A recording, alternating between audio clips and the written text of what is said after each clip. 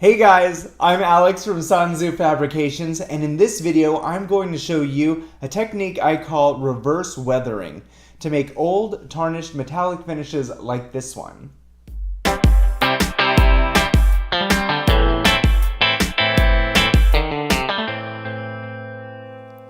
For this example, I'll use this small plaque I made. Before doing any actual painting, I was sure to prime the entire piece thoroughly. Since this is made out of EVA foam, I primed it with a couple layers of Plasti Dip. This process is done in two main steps, the base coat and the top coat. I'm starting off by painting the base coat on all the areas I want to be gold. When you choose your base coat color, you want to choose a darker, dirty version of your top coat. Since I want these areas to eventually be gold, I chose a dark brown for my base coat.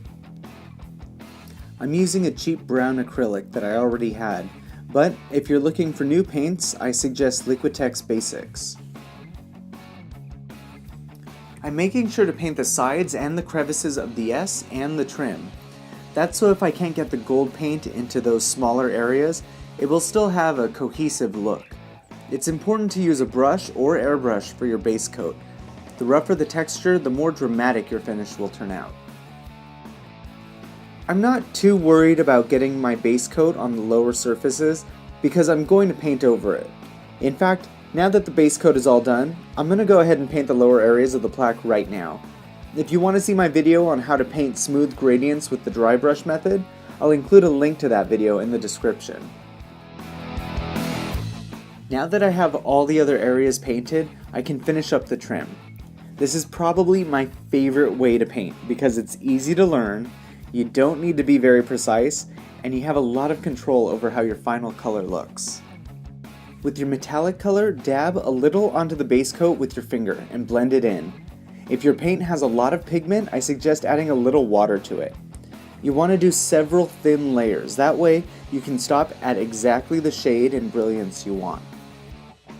Now it's important you use a brush for the base coat and your fingers for the metallic coat. This is because the brush will be able to get the paint into all the smaller areas, but your finger will naturally skip over them. As layers build up, you'll start pushing the paint around unevenly, and areas that experience more pressure will have thinner layers of paint on them. This is how natural wear and tear works. Areas that are exposed to physical contact from clothing, handling, or other objects get their paint removed.